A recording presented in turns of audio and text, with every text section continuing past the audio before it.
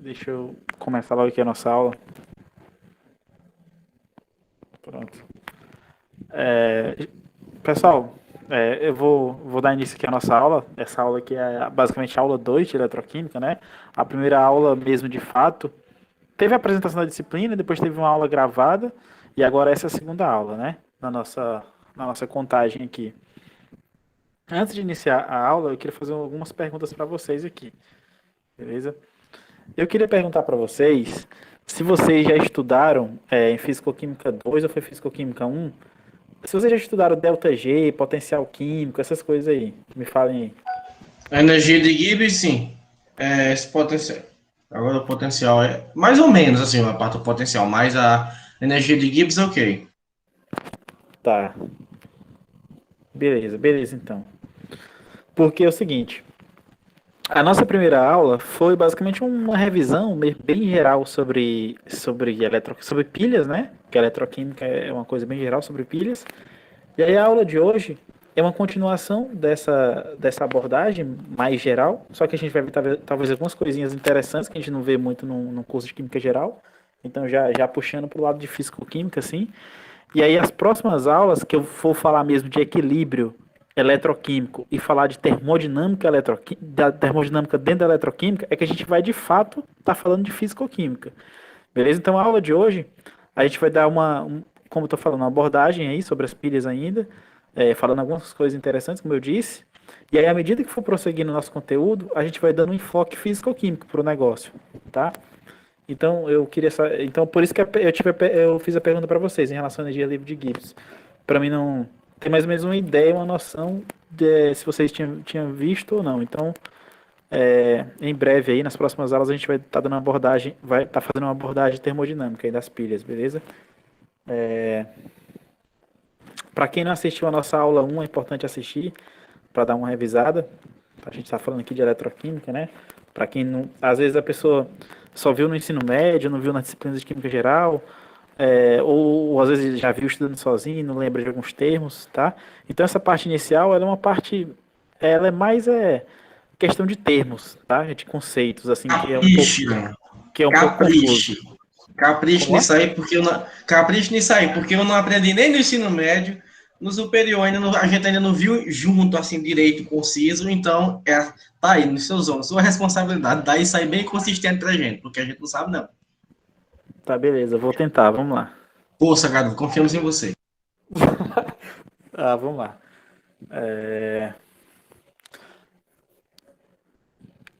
Beleza. Sim, o Emanuel tinha falado aí falou particular aí em relação à qualidade dos slides.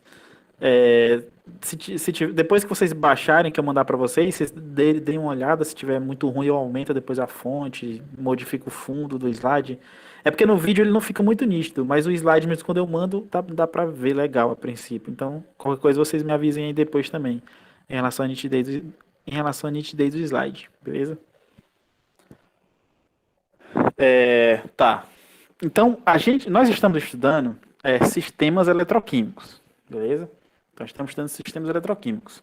A nossa primeira parte do estudo é focado para a questão de pilhas ou células galvânicas, né? Então, a gente tem os sistemas eletroquímicos, eles podem ser classificados de duas maneiras, né? As células eletrolíticas, onde tem a eletrólise, e as células galvânicas, né? A diferença é em relação à geração de energia, ao uso da energia, né? Nas células eletroquímicas a gente vai produzir energia a partir de uma reação química. Já na célula eletrolítica, a gente vai pegar uma reação química e vai pegar a energia e fazer uma reação química acontecer, né? Então a gente tem a questão de inversão de ordem do uso da energia, né?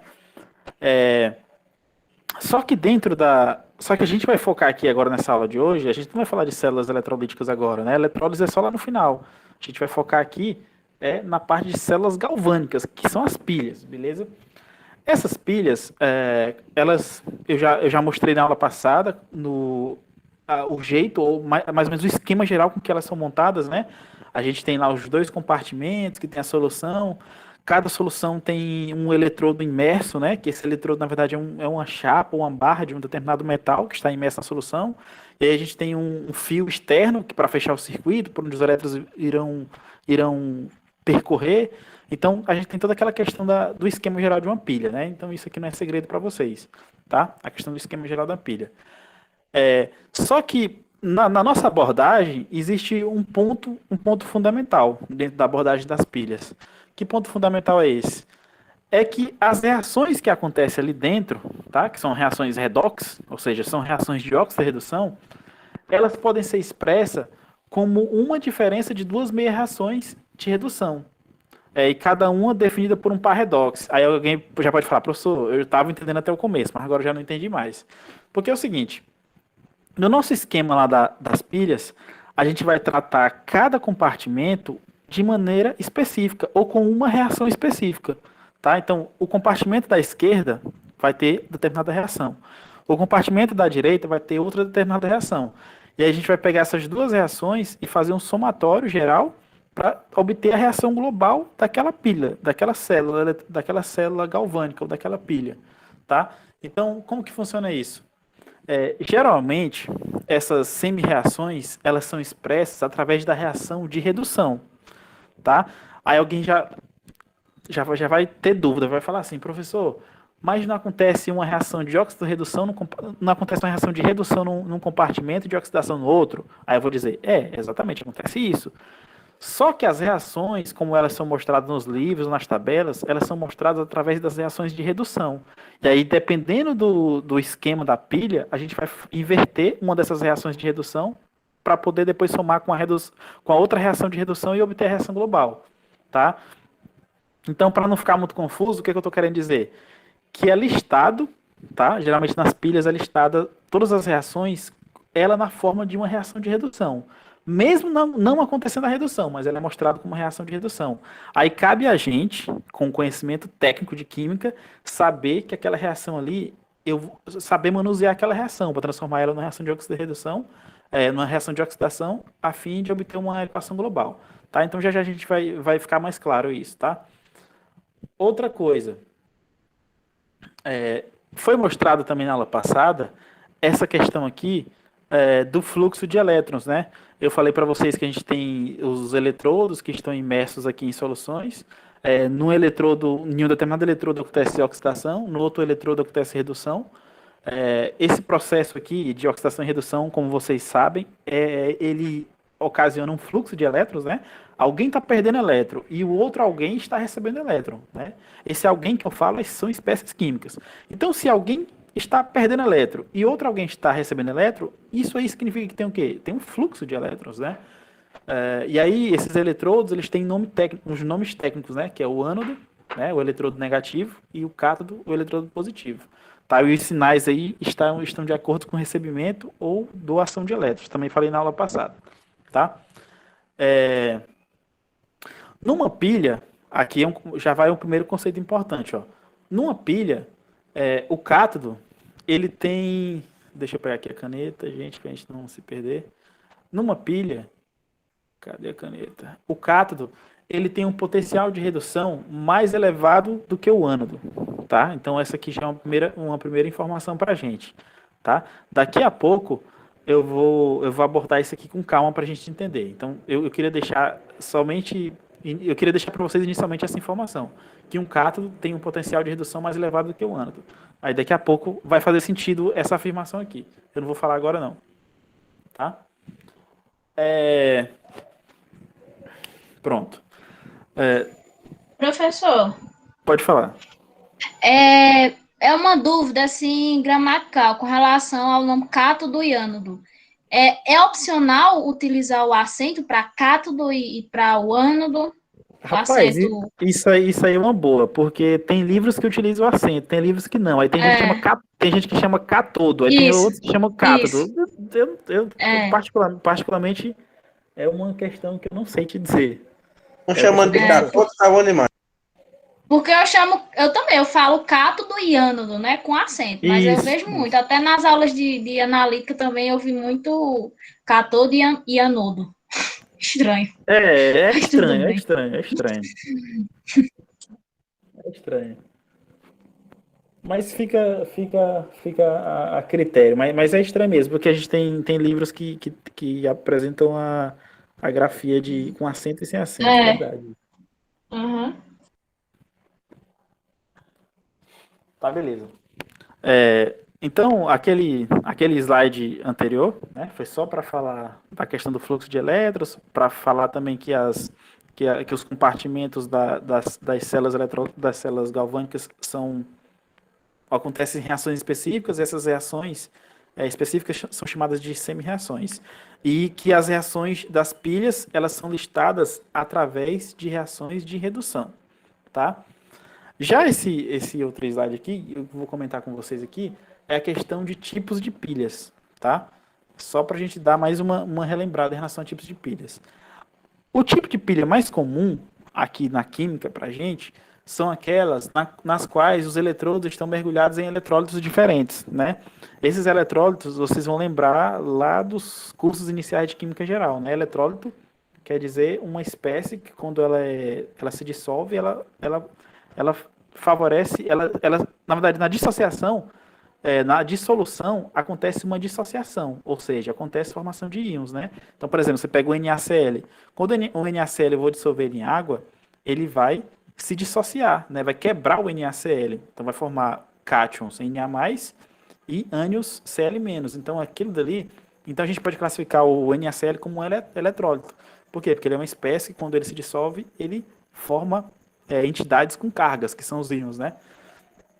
Então, uma pilha, o primeiro tipo de pilha que a gente vai estudar aqui são aquelas na quais os eletrodos estão mergulhados em eletrólitos diferentes, ou seja, em soluções diferentes, né? E aí a pilha mais famosa, que eu vou usar ela aqui na maioria dos nossos exemplos, por ela ser uma montagem simples e bastante didática, é a pilha de Daniel, tá? Ou Daniel, depende, já tem outra questão de grafia também, em relação ao nome, mas isso não importa, o que importa pra gente mesmo são os termos técnicos aqui. Essa pilha, ela é interessante porque a gente tem dois eletrodos, né? O eletrodo de zinco, mergulhado na solução de sulfato de zinco, e a gente tem um eletrodo de cobre mergulhado na solução de sulfato de cobre, né? E aí a gente tem aquele esquema do fluxo de elétrons, o potencial aqui é medido pelo voltímetro, a gente tem uma ponte salina para manter a neutralidade da solução. Então, esse é um tipo de pilha básico, assim, é o primeiro tipo de pilha que a gente vai estudar aqui, tá? É essa na qual os eletrodos estão mergulhados em eletrodos diferentes. Lá na frente, assim, antes de falar disso, existe também um outro conceito importante aqui, que é o conceito de par redox, tá? Ou seja, o par um par formado pelos constituintes nas quais um vai sofrer redução e o outro oxidação, né? Então, você tem num compartimento aqui da direita o par redox formado pelo cobre 2+, e o cobre. Na esquerda, a gente tem o par redox formado pelo zinco 2+, e o zinco metálico, normal. Então, o que é o par redox, professor? O par redox, na verdade, é mostrando a espécie que vai sofrer a redução e a espécie que vai sofrer a oxidação. Ou também ele mostra a espécie que forma o eletrodo e a outra espécie aqui da solução, que é o par desse eletrodo, né? Vocês vão também, mais na frente, saber, ou eu vou mostrar para vocês, que geralmente esse eletrodo aqui, ele tem que estar mergulhado num eletrólito na qual tenha um íon comum ao eletrodo, né? Por exemplo, o eletrodo de cobre está mergulhado na solução na qual eu tenho cobre formando aqui a solução, né? Sulfato de cobre. O eletrodo de zinco está mergulhado na solução de sulfato de zinco, ou seja, o zinco é comum aqui entre o eletrodo e a própria solução, né? E aí a gente tem um par redox, tá? E aí esse próprio par redox ele mostra quem está sofrendo a redução e quem está sofrendo a oxidação, tá? Esse Então, sal ali tem que ser um sal específico ou não? Porque ali tem um nitrato de amônio. Esse sal aqui, sim. Esse sal aqui ele tem que ter algumas características interessantes. Primeira coisa, ele tem que ser um eletrólito forte, tá? Ou seja, um eletrólito que tem um grau de dissociação bastante elevado. Outra coisa, ele não pode ser um eletrólito que tenha íons em comum com a solução. Por quê? Porque ele não pode reagir com a solução. Tá? A função desse eletrólito ali dentro daquele tubo em V é somente manter a neutralidade dos dois compartimentos. Aí eles ficam o quê, assim? Com algum tipo de sobrenadante, alguma coisa do gênero? Como é que fica? Não, esse tubo, na verdade, ele é esse eletrólito em forma de gel. Ele é um gel. E ele só vai migrar para dentro da solução quando a solução tiver com deficiência de algum determinado íon. Entendeu? Exemplifica. Como assim? Não entendi. Como assim deficiência de algum íon? Porque é o seguinte, ó. À medida que a reação aqui for progredindo, ó, eu vou olhar só para esse compartimento aqui, ó. Vamos com calma. Eu vou olhar só para esse compartimento que eu estou marcando aqui. Esse compartimento, o que acontece com esse eletrodo de cobre? Tá vindo elétrons lá do eletrodo do zinco, ó. Tá vendo aqui o elétron, a seta? Tá vendo, ó? Tá vindo elétrons de lá. Esse elétron que tá vindo, ó. Esse elétron que tá vindo, ele vai entrar aqui nesse eletrodo. Então esse eletrodo aqui vai ter elétrons adicionais. Esses elétrons adicionais vão atrair íons cobre 2 da solução, tá? Porque essa solução aqui é uma solução de sulfato de cobre, né? É uma solução, ó, sulfato de cobre. Então, ela é na verdade uma solução de cobre 2 porque ele é um eletrólito, né? Ele está dissociado. E SO4 2 menos. Então essa aqui é uma solução de sulfato de cobre. Quando esses elétrons aqui que estão no eletrodo, vindo lá do eletrodo de zinco, tá? O que vai acontecer? Ele vai atrair esses íons aqui, ó, os íons de cobre 2 Por quê? Porque a minha placa de cobre ela está carregada com elétrons. Então ele vai atrair esses cobre 2 Se ele vai atrair nesse cobre 2 o que vai acontecer? A concentração de cobre 2 na solução vai diminuir. Ou seja, as espécies positivas nesse compartimento aqui à direita irão diminuir. Então, para equilibrar isso, os íons positivos que fazem parte aqui da ponte salina, do meu eletrólito aqui dentro da ponte salina, os íons positivos vão migrar para dentro da solução. Para quê? Para poder manter o equilíbrio, para poder manter a neutralidade. Entendeu? Por quê? Porque cobres 2 desse compartimento à direita migraram para o eletrodo. Eles ficaram aqui encostados no eletrodo. Ó. Ficaram depositados no eletrodo por conta da atração com os elétrons. Então, a solução perdeu cargas positivas, perdeu cobre 2 E aí, para manter a neutralidade, manter o equilíbrio... O amônio vai para lá. Isso. Vai para a solução. Aí, por quê? Então, aí alguém pode perguntar, pode falar assim, professor, mas qual o requisito desse sal que está aí na ponte salina? O principal requisito é que ele seja um eletrólito forte, ou seja, ele tem que se dissociar facilmente, tá? E outra coisa, ele tem que ser inerte em relação aos íons da solução, ou seja, ele não pode reagir com os íons que estão na solução, tá? Porque a função dele não é reagir nada, a função dele é só manter a neutralidade. Deu para entender aí? Meu Deus. Beleza. Então vamos lá. Então esse é o tipo de pilha mais comum. O outro tipo de pilha que a gente vai estudar lá na frente vai ser as chamadas pilhas de concentração, tá? As pilhas de concentração, ela utiliza o mesmo eletrólito, ou seja, a mesma solução em ambos os compartimentos. A única diferença é que a gente vai ter concentrações diferentes. E isso vai também gerar uma diferença de potencial, que a gente vai ver daqui a pouco, tá? O que é diferença de potencial. Tá? Então, as pilhas de concentração a gente vai estudar lá na frente. Tá? Então, esses vão ser as duas pilhas básicas que a gente vai estudar aqui na nossa disciplina. Tá?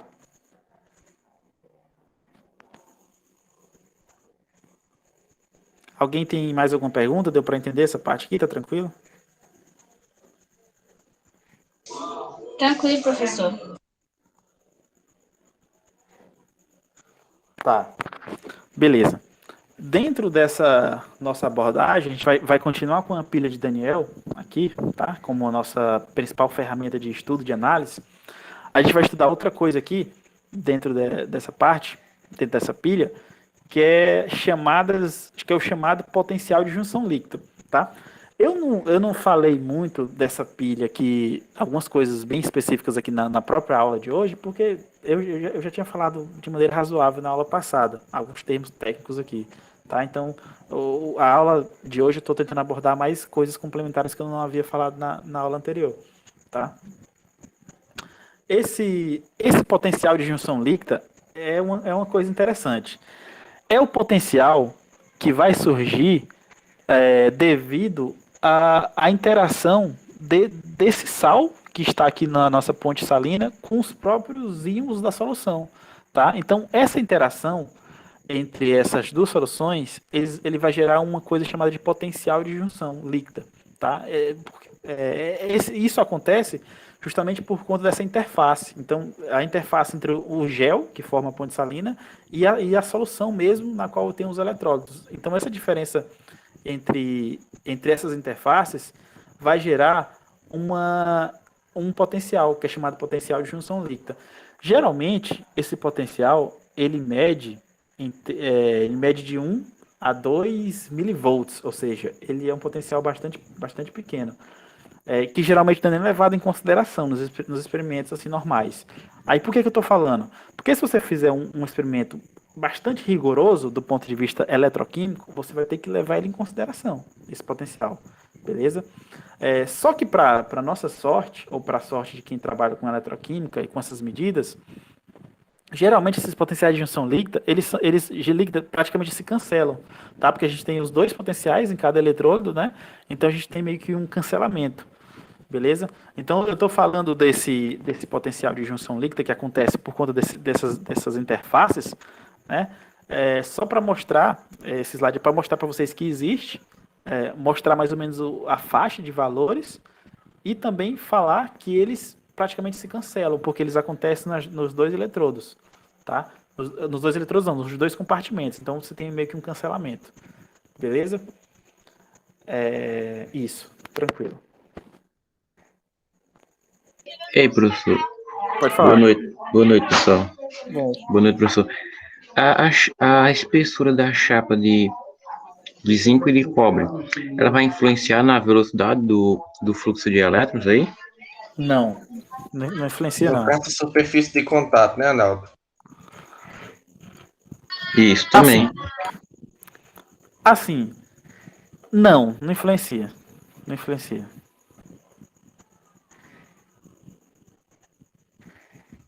Por quê? Porque, na verdade, o que a gente está medindo aqui é o potencial, tá? E esse potencial é uma propriedade intensiva. Ele não depende da quantidade.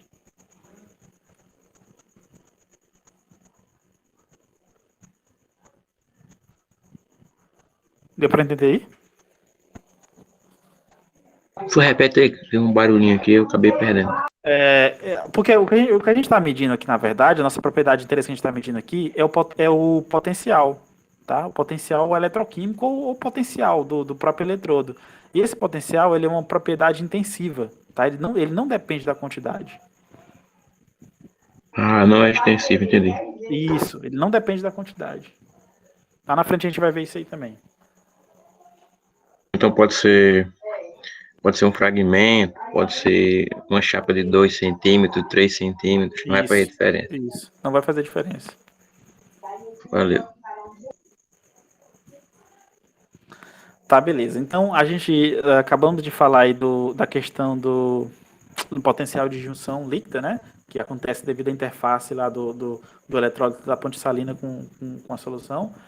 E agora, a gente vai falar um pouco sobre o diagrama das células, ou notação, tá? Porque toda vez que eu quiser representar uma célula, eu não preciso montar esse esquema que está aparecendo na tela de vocês aí, no slide de vocês, tá? Montar lá os dois compartimentos, falar que tem uma solução, cátodo, ânodo, toda aquela história. Eu não preciso disso, tá? E para facilitar, do ponto de vista de mostrar, de demonstração de resultados, ou até do ponto de vista didático de quem trabalha com isso, as pilhas elas recebem uma notação especial, tá? E é essa notação que eu estou escrevendo aqui para vocês, que eu estou mostrando para vocês, tá? Então, que notação é essa, professor? Na verdade, ele é mostrado para a gente os componentes que formam a pilha, tá? Então, essa é a notação aqui para a pilha de Daniel. A gente tem o quê? A gente tem os componentes, ele partindo da esquerda para a direita e na ordem com que eles aparecem. Então, vocês vão ver que a notação da pilha é uma coisa bem lógica em relação à pilha mesmo em si. Então, por exemplo, ó, eu falei que é da esquerda para a direita. Então, a gente tem primeiro quem? Mostrando o eletrodo, que é o de zinco, né? O eletrodo está aqui, o de zinco, tá? Aí a gente tem uma barra, né? A gente tem uma barra e logo em seguida tem o sulfato de zinco, que é a solução que está aqui, mergulhado o eletrodo de zinco, né? Aí a gente tem duas barras, aí é mostrado a solução de sulfato de cobre. E a gente tem outra barra e é mostrado o eletrodo de cobre, que é o que está aqui. É o módulo, professor? Não é o módulo, não. Eu vou já falar. E aí, a gente tem aqui no lado direito o nosso último componente, que é o eletrodo de cobre, tá? Essas barras aqui, elas indicam a questão de mudança de interface, né? Por exemplo, eu tenho um eletrodo de zinco, então essa primeira barra aqui indica... Professor, Pode falar. só uma sugestão. É porque não sei, estou pelo notebook aqui, tá um pouco pequeno, mas se o professor quiser usar o laserzinho para tipo ir mostrando a parte que o professor está explicando. Não sei, talvez seja só para mim, mas eu tô pelo notebook. O apontador. Tá. Só uma sugestão, viu? Melhorou aí? Melhorou. Melhorou. Aqui ficou bom, ficou melhor. Só não dá para arriscar, né? Tá. Beleza. Então, essa primeira barra aqui, que eu estou mostrando para vocês, ela é um indicativo que a gente está mudando de fase. Eu tô saindo do eletrodo, que é algo sólido, e aqui é para mostrar o compartimento, né? Que você está mudando de fase. Compartimento entre as duas fases, né? Que é o eletrodo sólido e a solução de sulfato de zinco, que é no caso, uma solução aquosa, né? E aí as duas barras aqui, ela indica a própria ponte salina, né? As duas barras indicam a interface da ponte salina entre os dois compartimentos, tá? Então essas barras aqui, elas são indicativo de mudança de interface, tá? Dentro da notação da pilha. Sempre lembrando, a gente escreve a notação sempre do compartimento da esquerda para a direita, tá? Outra informação de suma importância aqui para a gente, ó, que vocês vão usar muito, ó. Sempre o ânodo, tá? Ele é escrito do lado esquerdo, tá? Então, quando vocês verem a notação de uma pilha, vocês já vão saber que o lado esquerdo é o ânodo. Alguém fala, por quê, professor? Isso aqui é uma convenção, tá? Então, muita coisa dentro da eletroquímica é coisas que foram estabelecidas, convencionadas, digamos assim. Tá? Professor, Fala aí. você está no slide tipos de pilhas, é? Não, diagramas das células. Oxe, já vi que travou aqui, porque travou no slide tipos de pilhas. Eu procurando isso aqui, não estou vendo nada. Eu vou sair e entrar de novo. Cada Na um. hora. Para você está normal aí, diagramas de células? Das células? Tá. tranquilo. Faz aqui.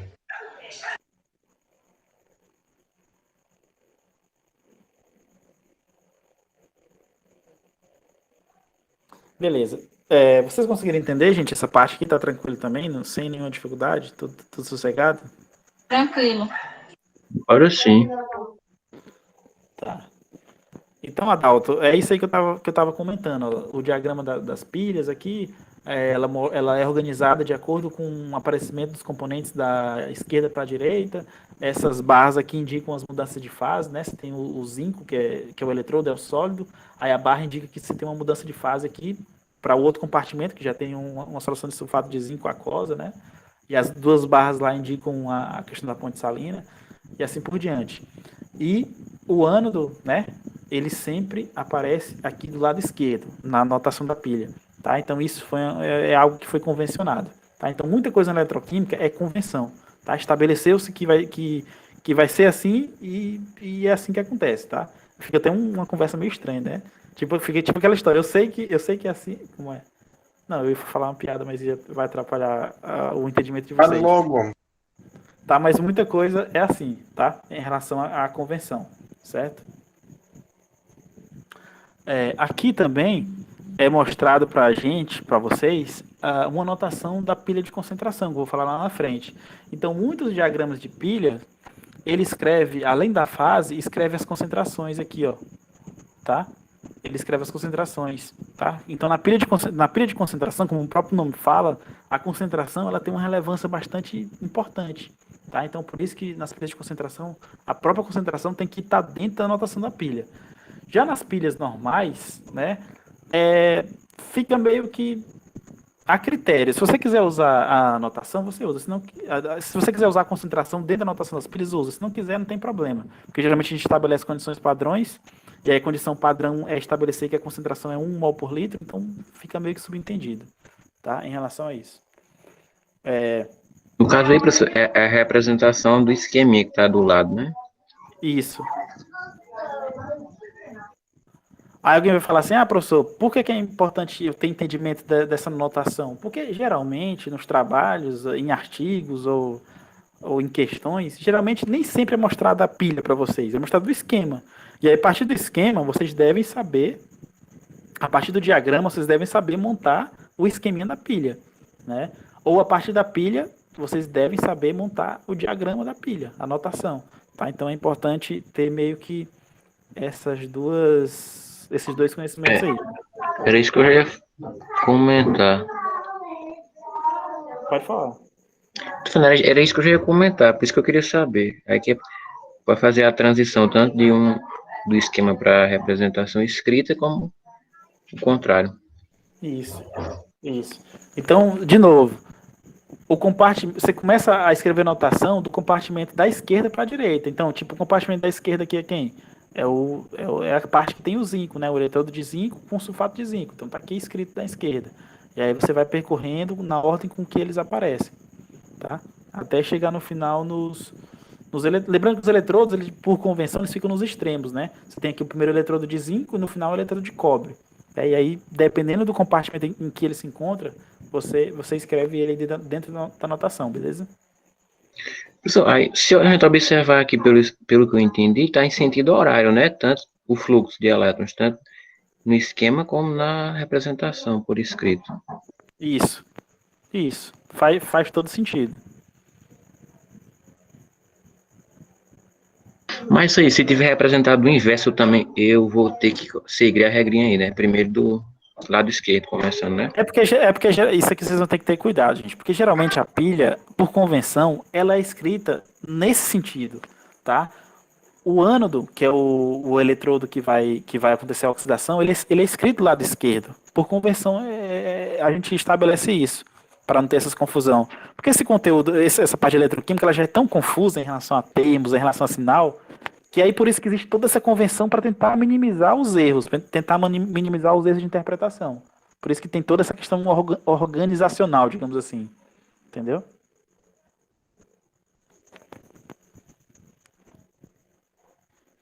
Tranquilo? Posso passar? Tá Esse tranquilo. negócio é meio doido, né? Aí o fluxo do elétron vai no sentido dos ânodos, beleza. Tranquilo. Isso.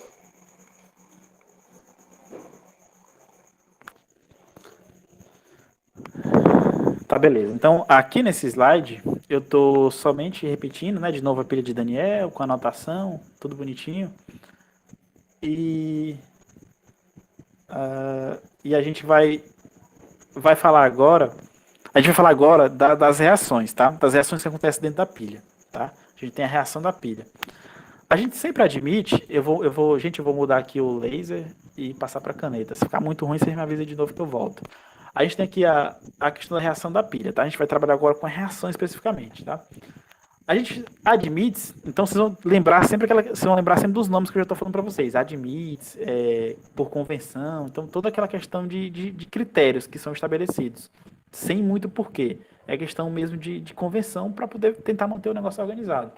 Então, admite-se que o eletrodo da direita é o cátodo, ou seja, esse eletrodo aqui da direita é onde vai acontecer a redução, é o cátodo. Então, isso aqui vocês já sabem. Já estou comentando com vocês desde lá do slide anterior, né? Então, vocês vão ter que estar afiados aí com questão de direita, esquerda, cátodo, ânodo, redução e oxidação. Então, são esses 6 termos aí que a gente vai tentar não misturar em relação à ordem, tentar não manter eles, tentar não colocá-los em confusão, digamos assim, em confusão de ordem, tá? Então vamos lá. Esse eletrodo da direita, a gente convencionou-se a falar, a organizar a pilha, colocando sempre o eletrodo da direita, sendo aquele que vai sofrer redução, que foi justamente isso que eu estava comentando com o Adalto. O da esquerda é o ânodo, é o que vai sofrer oxidação. O da direita é o cátodo, que vai sofrer redução. Então, as pilhas, geralmente, elas são organizadas desse jeito, tá? Para a gente ter o fluxo de elétrons no sentido horário, como o Adalto observou. Então, a gente tem um compartimento da esquerda, né? Vai estar liberando elétrons, e o compartimento da direita é o que vai estar recebendo os elétrons, tá? Se ele está recebendo elétrons, ele vai sofrer o quê? Redução. Então, quando eu olho para a pilha de Daniel, eu percebo que aqui no eletrodo da direita vai estar acontecendo essa reação aqui, ó. cobre 2+, aquoso, que é o cobre da solução, ele vai estar recebendo 2 elétrons e vai estar transformando-se no cobre metálico. Tá? Então aqui é um processo o quê? É um processo de redução, né? O cobre está recebendo elétrons. Tá? Então isso aqui é o que acontece no eletrodo da direita. No eletrodo da esquerda, a gente tem um processo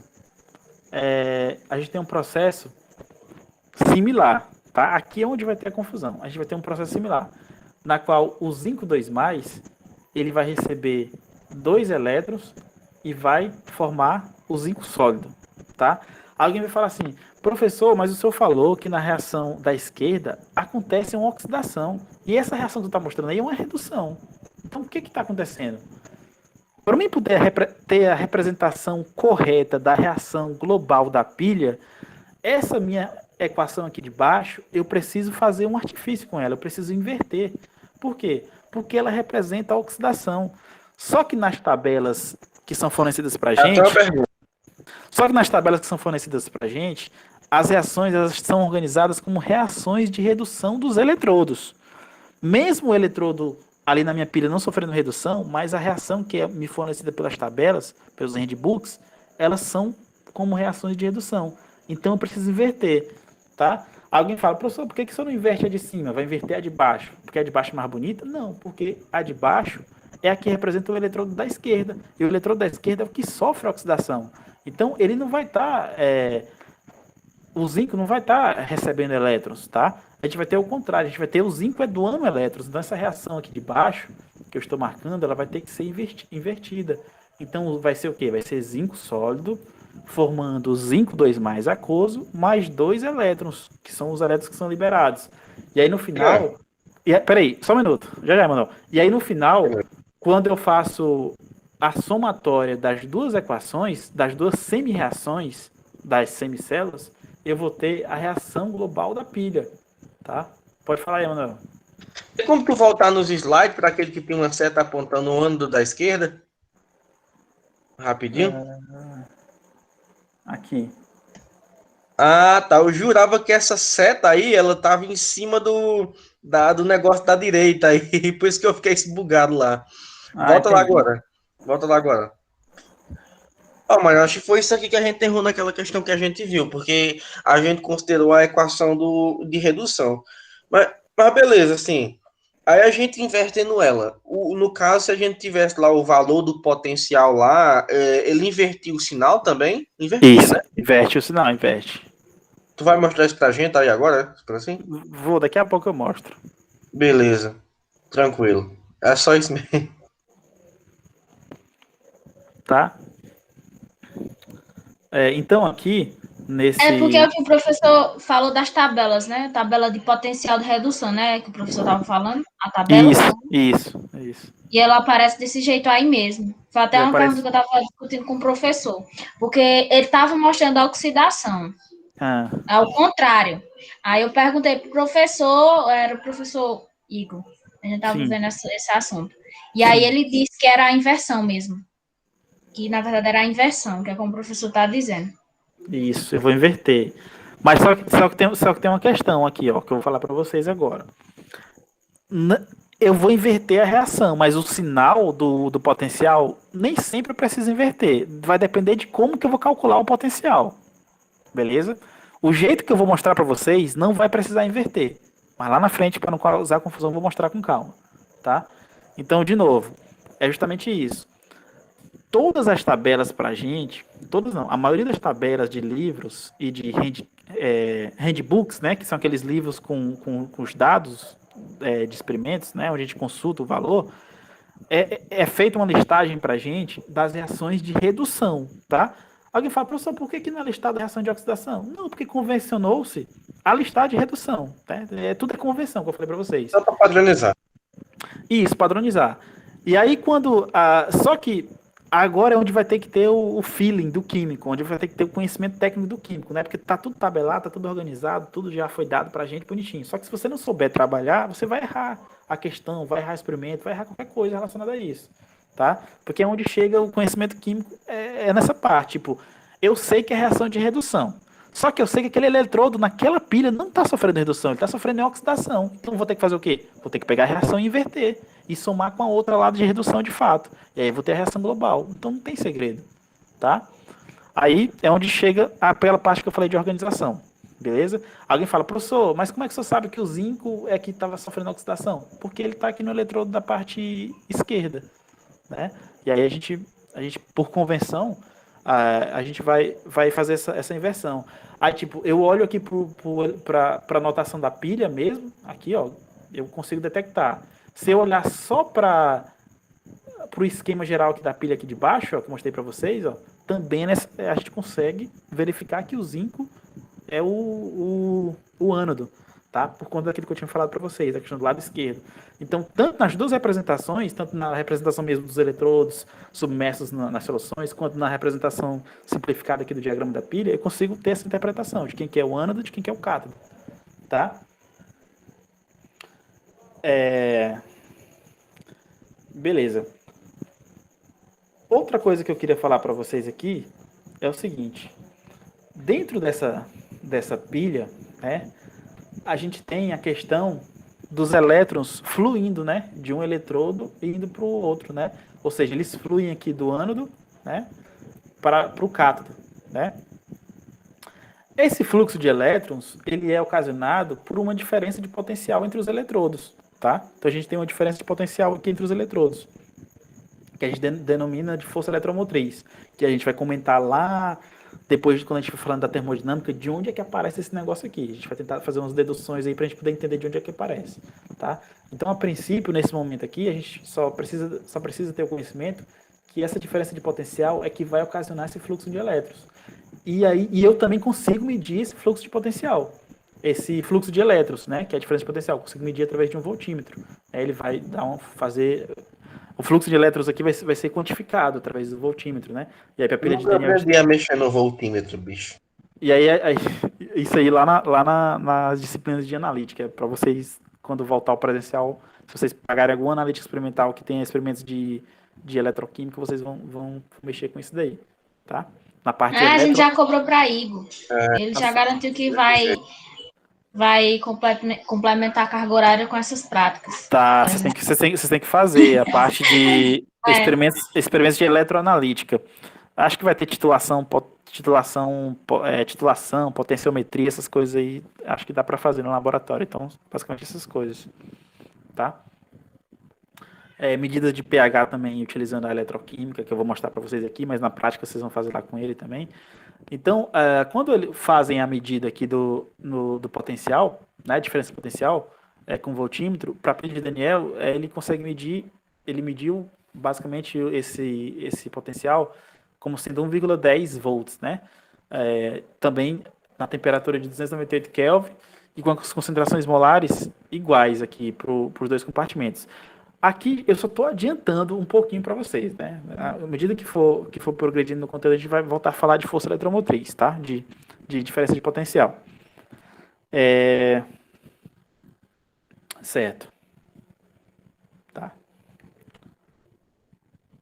Deixa eu voltar aqui. Beleza. Outra coisa que eu queria falar para vocês aqui, muito importante, em relação a isso, é que vocês percebem que a reação da pilha, a reação global da pilha, né? Tá aqui, ó, reação global da pilha, eu montei ela de acordo com a soma das reações que aconteceram nas semicélulas, tá? Então vocês vão perceber que aqui uma pilha normal, uma pilha normal aqui, no caso a célula de Daniel, cada compartimento é chamada de semicélula. Então, aquilo que eu tinha falado lá no primeiro slide, e cada semicélula tem uma semi-reação, né? E aí, para me formar a reação global, o que foi que eu fiz? Eu somei as duas semi-reações, né? Tanto a de redução quanto a de oxidação. E aí, eu formei a minha reação global da pilha, tá? A força eletromotriz, ou a diferença de potencial, ela pode ser medida também como sendo a soma de potenciais elétricos que existe nos eletrodos. Tá? No caso, a soma do potencial elétrico no eletrodo de zinco. Deu uma cortadinha aí, macho. Peraí. Como é que tá agora? Travando ainda? Tá normal. Cortadinho. Agora vocês vão ter que Voltou. decidir. É a internet. Tá. Voltou. Tá.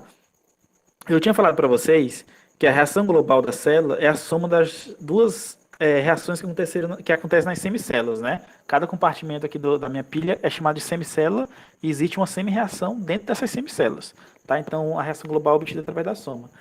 A diferença de potencial ou a força eletromotriz, tá? Que esse termo, inclusive, não está sendo muito utilizado mais atualmente, vai se chamar só de diferença de potencial, ela também pode ser medida ou ela também pode ser vista como a soma dos potenciais elétricos que existe em cada eletrodo, tá? Então, por exemplo, se eu quiser obter o potencial aqui da minha pilha, basta eu pegar o potencial do eletrodo de zinco com o potencial do eletrodo de cobre e fazer uma soma desses potenciais elétricos. E aí eu vou ter uma medida do potencial da célula, do potencial da pilha. Beleza?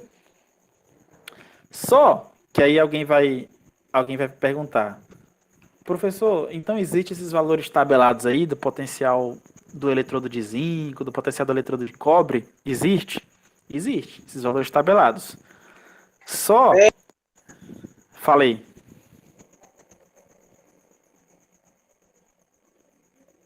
Caiu? Professor, e se mudar a ponte salina, não muda não o valor do potencial? Boa pergunta. Boa pergunta. Seguinte, tu chegou a ver lá aquela parte do potencial de junção líquida, Adalto? Que eu falei? Foi na aula que o professor já postou? Ou Não, foi agora? na aula de hoje, segundo slide, potencial de junção Não, professor. líquida. É porque eu estava travado no primeiro, procurando, vendo que você estava explicando e não estava entendendo. Depois que eu fui Então, perceber. o potencial de junção líquida, se você variar o eletrólito ali da ponte salina, você vai ter uma variação de potencial de junção líquida. Só que esse potencial de junção líquida, ele se cancela. Então, de maneira geral, a gente pode dizer que a mudança do sal ali na ponte salina não vai modificar o valor do potencial padrão da célula. De maneira geral, não vai. Tá? A não ser que seja um experimento bem preciso, uma precisão absurda, pode ser que influencie, mas para experimentos gerais assim, para estar medindo... O pessoal da química já tá ligado nesse negócio de geralmente. Geralmente não é assim. Isso. Geralmente não é certeza. É porque depende muito do nosso propósito, tá? Tipo, se você estiver fazendo um experimento bastante preciso em relação à medida de potencial, você vai ter uma variaçãozinha quando você mudar lá o potencial de junção líquida. Só que geralmente, como eu tinha falado lá no início, eles se cancelam, porque o potencial de junção líquida ele acontece tanto no eletrodo da esquerda quanto no da direita. Tá? Então, se eu mudar um eletrólito ali da ponte salina, o efeito dele no potencial vai ser o mesmo, porque ele vai ser o mesmo no lado esquerdo quanto no lado direito. Então, vai se cancelar do mesmo jeito. Então, para aspectos práticos aqui, a gente não vai ter variações significativas no potencial da célula, se eu variar o eletrodo lá da ponte salina. Tá? Então, voltando aqui ao que a gente havia comentado, eu tinha falado para vocês que o potencial da pilha, que é o que eu estou interessado agora, é medir aquele potencial lá do voltímetro. Eu quero medir aquilo. Eu quero entender como que é medido. Tá? A nossa meta é essa agora. A gente já entendeu o funcionamento da pilha, né? O fluxo de elétrons, já entendeu toda a terminologia, né? Questão de esquerda, direita, cátodo, ânodo, oxidação, redução, a gente já abordou isso aqui tudo. Notação da pilha, beleza. Então, a nossa missão agora, a nossa meta é entender de onde é que aparece o potencial da pilha, como que é calculado. Beleza? Então, a nossa meta é essa, certo? Esse potencial, ele é obtido como sendo a soma dos potenciais elétricos dos dois eletrodos. Então, no caso dessa pilha de Daniel, eu vou pegar o potencial elétrico do zinco, que é o eletrodo de zinco, e o potencial elétrico do cobre, né, que é o eletrodo de cobre. E aí vou fazer o manuseio, vou fazer a soma desses potenciais e vou obter o potencial da pilha, tá? Eu quero perguntar para vocês, para quem já estudou, para quem tem mais ou menos uma ideia, se a gente consegue medir o valor individual desses eletrodos. Vocês acham que sim ou não? Se a gente consegue medir, sim ou não? Não é a ideia? No voltímetro lá não tem dois negócios? Que o cabo mede o positivo e o negativo? Isso. Mas o que eu tô perguntando é se a gente conhece o valor individual dos eletrodos, o valor do potencial elétrico individual dos eletrodos. Sim. Vocês poderiam me... Alguém tem Não alguma é? ideia de como que é medido isso? Rapaz, foda com voltímetro? Ou tu tá falando dos cálculos com as fórmulas de física? Não. Eu tô falando como que é medido o valor individual, tá? Do eletrodo de zinco. Eu não tô falando dele na pilha, eu tô falando do valor individual. Sem ser com voltímetro. Não, é com voltímetro a medida. Mas eu quero saber... Deve ter algum padrão que ele é comparado com. Isso. Eu quero saber em relação a que é medido em algum padrão. Sei não, macho. Agora aí Ó, você me abraçou sem apertar. primeira Ou me coisa, apertou sem abraçar. a primeira informação que vocês devem guardar aí no coraçãozinho. Ó. Primeira coisa, é que a gente não conhece o valor individual desses potenciais elétricos do eletrodo. O valor individual a gente não conhece. Tá? O que é listado naquela professor. tabela, que alguém vai falar... Professor, é com base no Fala. hidrogênio, né? Isso, Usa exatamente. o hidrogênio como padrão. É mesmo. Lembrei agora daquela tabela. Tá? Então, aquilo que tem na tabela, vocês não devem confundir, achar que aquilo é o valor individual. Não, aquilo é um valor relativo em relação ao eletrodo padrão de hidrogênio, que é o que a gente vai ver agora. Entendeu? Então, todas as medidas feitas, mostradas naquelas tabelas de potenciais de redução, elas são medidas através do eletrodo padrão de hidrogênio, tá? Que é esse eletrodo aqui, tá? Então, como que funciona? Certo? Como que funciona? Esse Também eletrodo... é convencional, professor? Isso, Com convenção, né? aqui é convenção. Que convenção é essa? Essa convenção é muito similar àquela questão da altitude, né? Tipo, altitude zero é quando a gente tem o quê? Nível do mar, né? E aí, à medida que você tem cidades ou localidades... Faltei acima do nessa nível aula de altitude zero aí. Como é? Faltei nessa aula de altitude zero. É altitude zero ou altitude 1? Não lembro, é 1, né? Sei não, é altitude zero, mas eu não lembro. Zero Eu é só do sei. mar, mano. Então, zero é nível do mar, mas Isso. É o não aprendi zero. muito isso, não. Não, mas aqui é questão de convenção, tipo, é questão de parâmetro, tá? Eu vou medir a minha altitude ou a minha altura em relação a alguma coisa, porque tipo, é óbvio que é arbitrário, né? Não tem jeito, é arbitrário. Mas essa questão do potencial padrão é muito similar à questão do nível do mar, né? Você coloca lá o nível do mar, você tem a altitude zero. Então, todas as medidas de altitude é em relação ao nível do mar. Então, aqui é a mesma coisa. Todos os valores de potenciais do eletrodo em relação ao eletrodo hidrogênio, que ele é tido como zero, tá? É igual também aquela questão lá das entalpias de formação. Vocês vão lembrar? Entalpia de formação para substâncias lá no estado padrão, na forma mais estável, não é zero? Convencionou-se a chamar de zero e as outras são medidas em relação a ela. Então é algo bastante similar. Falei. Mas acho que tudo utiliza um padrão assim, até desde lá quando a gente começa a parte de massa atômica, né, que utiliza do carbono como padrão, né? Tudo tem um padrão. Tudo tem um padrão. Tudo tem um parâmetro para ser feita uma medida relativa, né? As grandezas fundamentais, mais ou menos isso. Tudo tem como base. Beleza, é isso mesmo. Então, a gente vai falar aqui nesse slide, rapidão, sobre o eletrodo padrão, que é o eletrodo padrão de hidrogênio, tá? Como que funciona, tá? Esse eletrodo aqui, que é o nosso padrão, que é o nosso zero. Ele funciona assim, ó. A gente tem uma placa de platina, tá? Aqui onde eu estou marcando para vocês, uma placa de platina. A gente tem um fio também de platina, tá? E aí esse eletrodo e o fio de platina está dentro de um tubo, né? Esse compartimento que está mostrando para vocês aqui é um tubo, ó, tá? Que é um tubo. Dentro desse tubo, eu estou adicionando gás hidrogênio, H2, tá? Eu pego, aumento a pressão, coloco o gás hidrogênio sob alta pressão, e esse gás entra dentro do tubo e ele vai interagir com o eletrodo de platina, tá? Esse eletrodo de platina, ele está submerso reação numa solução de HCl, por exemplo. Pode ser ácido sulfúrico. O mais importante é que essa reação tem que ter o íon H+, né, lá do ácido, tá? Então ela tem que esse eletrodo padrão, esse eletrodo de platina, ele tem que estar submerso numa solução ácida. Então o que está acontecendo em relação do ponto de vista de fenômeno, tá? Primeira coisa, o eletrodo de platina, ele tem duas funções aqui dentro, tá? Do eletrodo padrão de hidrogênio. Primeira coisa, ele serve como superfície para a dissociação do H2, tá? Esse hidrogênio, quando ele entrar aqui dentro desse tubo e interagir com a platina, ele vai se dissociar, ou seja, ele vai quebrar, tá? Essa quebra, ela acontece do seguinte modo, ó. Você tem aqui o próprio hidrogênio, né? Quando ele se dissociar, ele vai formar 2H+, e vai liberar 2 elétrons. Então, esse processo aqui é um processo de oxidação, tá? Um processo de oxidação, tá?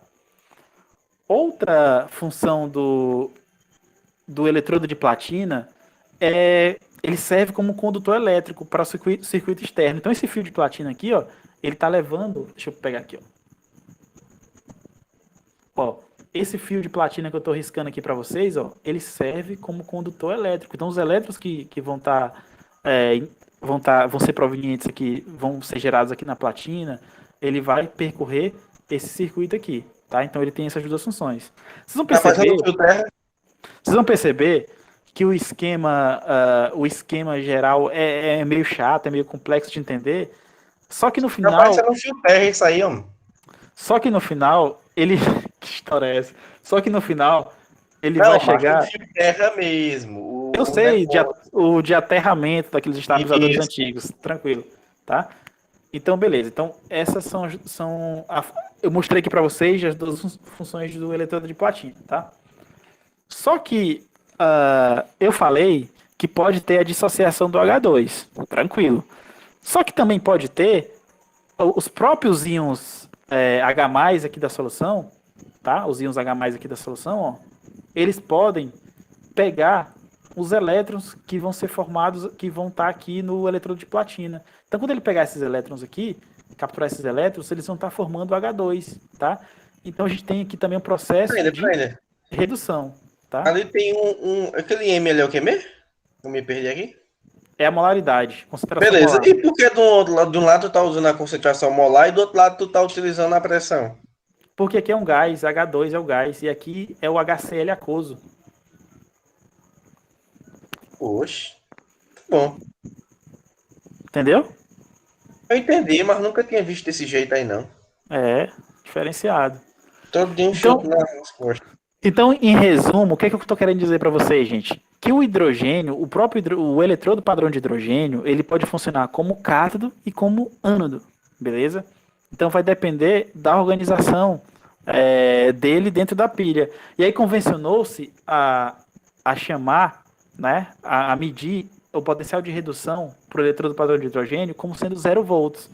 E também convencionou-se a medir o potencial de oxidação para o eletrodo padrão de hidrogênio como sendo 0 volts. Então, ele é o tipo branco da análise. Isso. Perfeito. Mas me diga uma coisa. Tu disse que ele pode assumir os dois caracteres. Tem algum nome assim, tipo de, sei lá, anfi alguma coisa, ou tipo aquele negócio lá quando é de ácido de base. Tipo, quando ele pode ser um dos dois, assim, tem algum nome assim, não? Que se dá isso? Não. Aqui não. Nada assim? Não. Nada. Só que ele é o eletrodo padrão de hidrogênio. Tipo assim, um fótero, um fisfílico, sei lá. Não aqui não tem. Não tem. Esse é o eletrodo padrão de hidrogênio. Na hora que falar, você já deve saber que o comportamento dele é dual. Acho que a galera esqueceu de dar um nome desse jeito. Bora dar esse nome, bora. Vai que a gente ganha um Nobel. Depois, é boa ideia. A gente pode dar esse nome aqui. Depois. Tá? Então, isso tudo que a gente está falando aqui é o eletrodo padrão de hidrogênio, né? Ele fala o quê? Que o potencial padrão de redução do eletrodo de hidrogênio é 0 e o eletrodo de hidrogênio é chamado de eletrodo padrão de hidrogênio. Aí alguém pode já falar aí, professor, mas o eletrodo lá é de platina. Como é que você está chamando ele de eletrodo padrão de hidrogênio? Coisa que não faz sentido. Então a gente vai ver isso agora. Por que ele é chamado de potencial?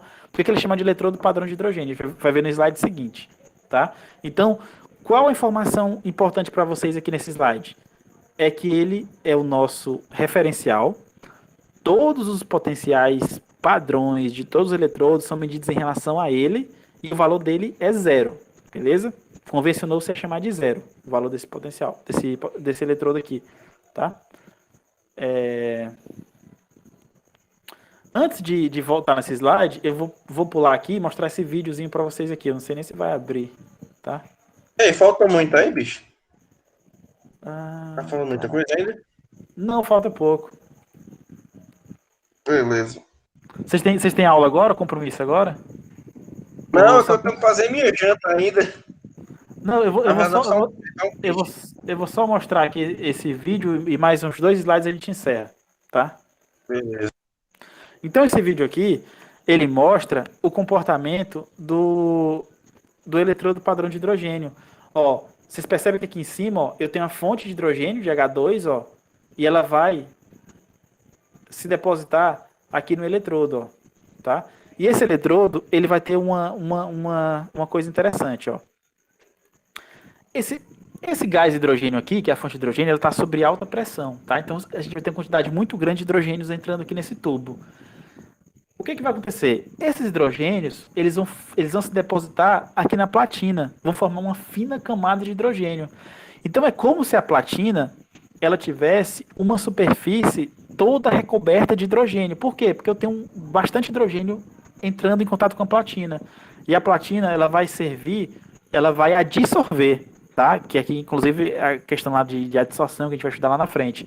Então, a platina, ela não vai absorver os hidrogênios, ela vai adsorver. Ou seja, eles vão ficar grudados na superfície de platina. Então, é por isso que a gente chama esse eletrodo de eletrodo padrão de hidrogênio. Que é como se o próprio eletrodo virasse um eletrodo de hidrogênio. Por quê? É aqui que a gente vai saber sobre Langmuir. Lá na frente. Porque o que está acontecendo aqui? Os hidrogênios colados aqui no eletrodo, eles vão fazer com que esse eletrodo fique sendo um eletrodo de hidrogênio, similar ao eletrodo de hidrogênio, tá? Mas é óbvio que vai estar acontecendo outras coisas, tipo, alguns dos hidrogênios aqui que vão ficar colados aqui no próprio eletrodo, aderidos ao eletrodo, outros que não vão ficar aderidos vão se dissociar, tá? Então alguns hidrogênios vão ficar colados aqui e outros irão se dissociar e vir aqui para a solução, na forma de H+, que foi aquele que eu falei lá no slide anterior, na forma de ânodo. Beleza? Então, aí esse fenômeno também ele pode ser escrito dessa seguinte maneira. Ó. Você tem lá o hidrogênio aqui, ó, tá? Nessa figura aqui da direita. Você está vendo o H2? Ó, ele vai aderir, ele vai adsorver na superfície de platina. Tá? Essa adsorção na superfície de platina vai fazer com que a ligação H2 seja enfraquecida até com que ocorra o rompimento dessa ligação. Quando ocorre o rompimento da ligação H2, os hidrogênios que vão ser formados, vai ser liberado o H+, né? Eles vão migrar para a solução. A gente vai ter um aparecimento de hidrogênios H+ na solução. Alguém pode falar assim, professor, mas na solução não já tinha um H+, lá do ácido? Já tinha. Então, esses hidrogênios que vão ser liberados aqui do próprio eletrodo vão aumentar a concentração de H+, tá?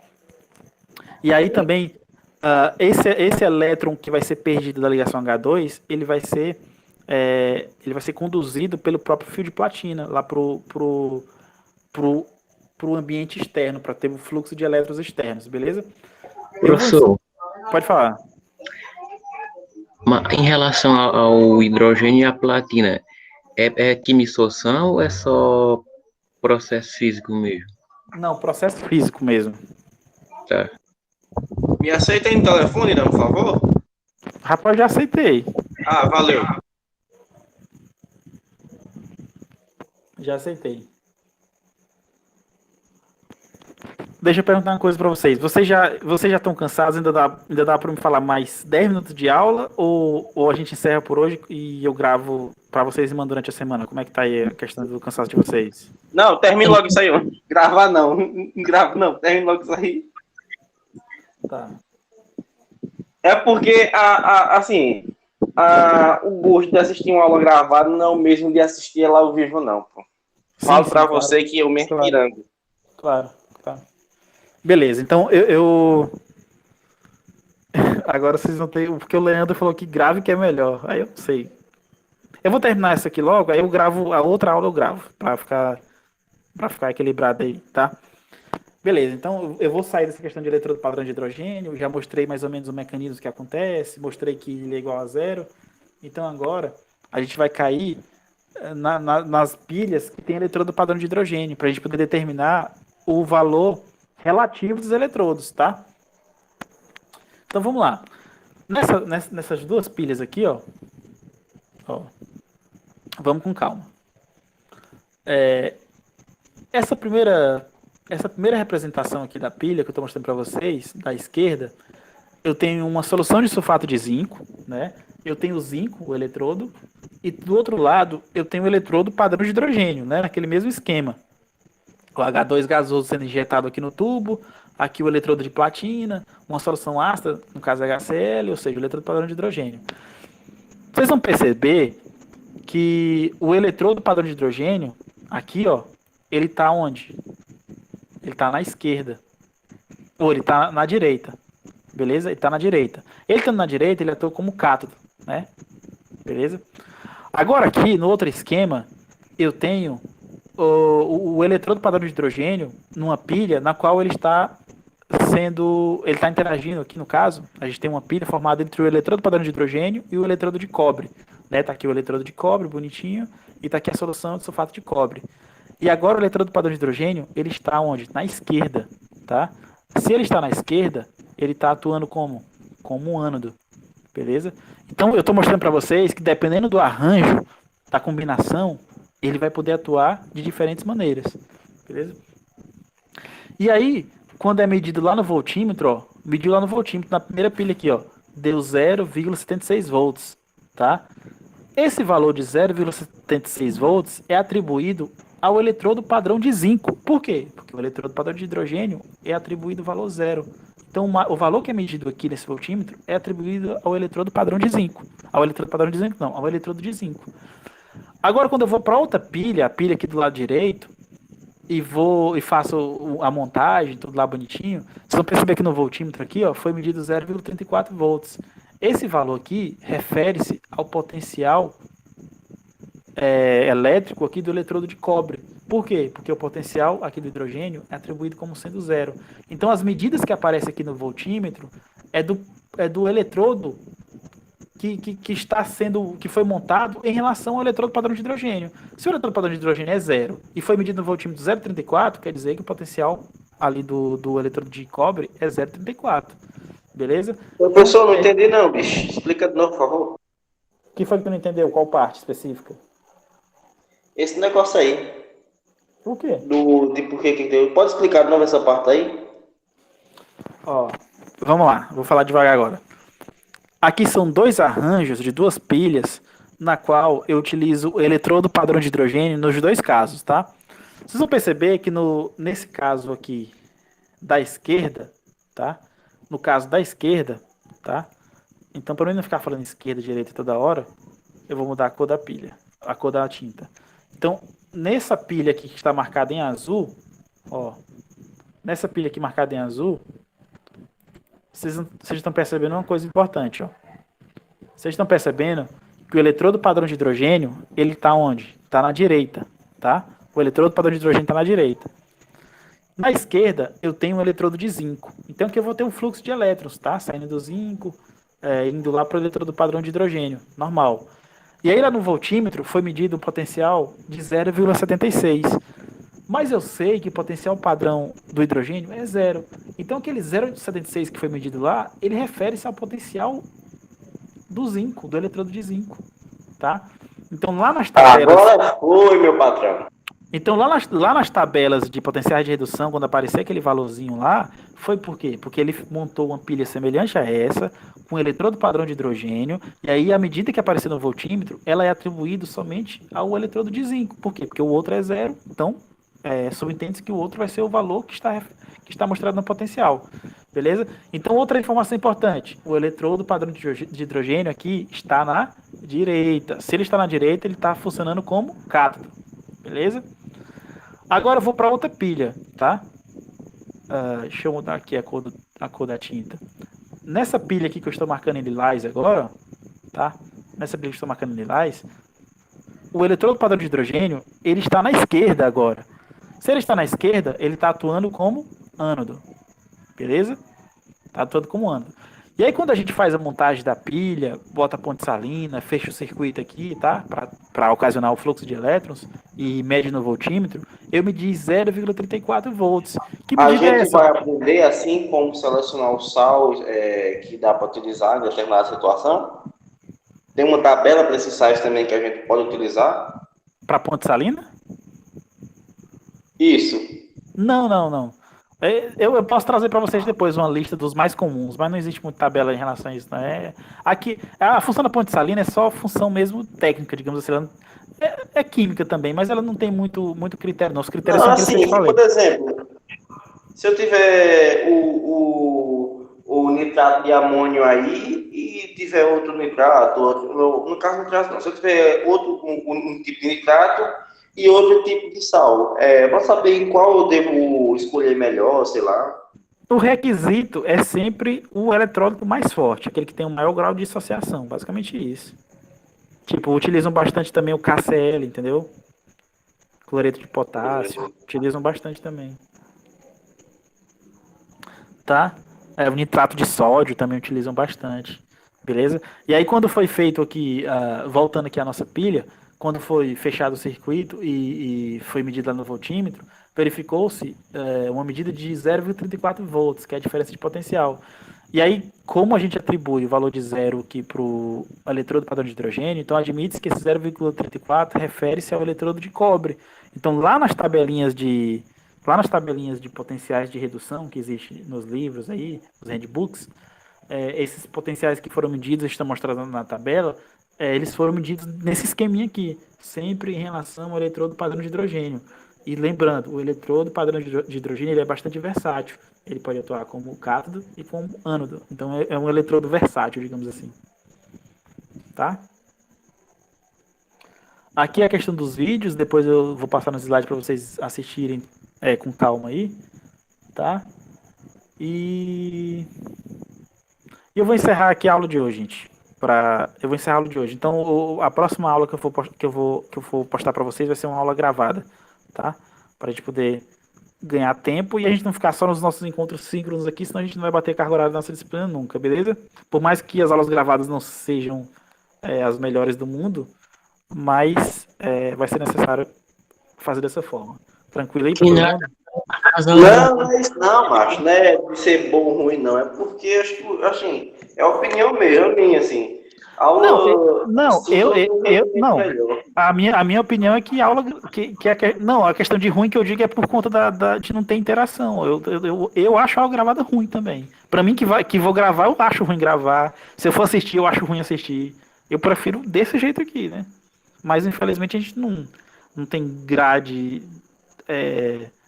de horários e a gente nem tem questão de tempo mesmo, a gente não consegue bater o cargo horário nessas disciplinas desse jeito, né? Então a gente tem que recorrer esse outro artifício. Tranquilo aí, gente? Todo mundo?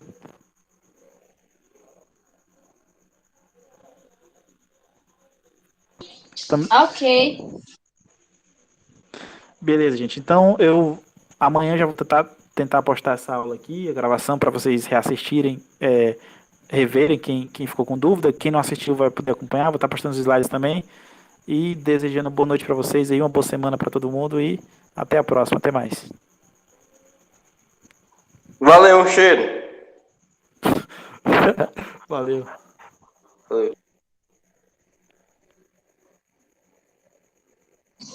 Boa noite.